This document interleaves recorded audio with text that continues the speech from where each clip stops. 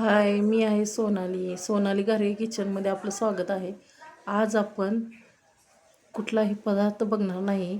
आज आपण माझ्या घरच्या गौराई पाहणार आहोत. कशा वाटल्या त्या नक्की कमेंटमध्ये सांगा. हे बघा,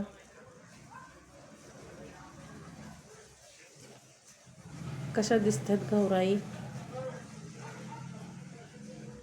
हा गणपती.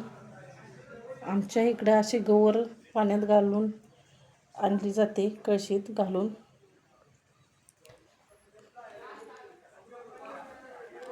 तुमच्याकडे कसे केले जातात गौराई तेही मला सांगा, आणि माझ्या गौराई कशा झालेल्या आहेत तेही मला सांगा.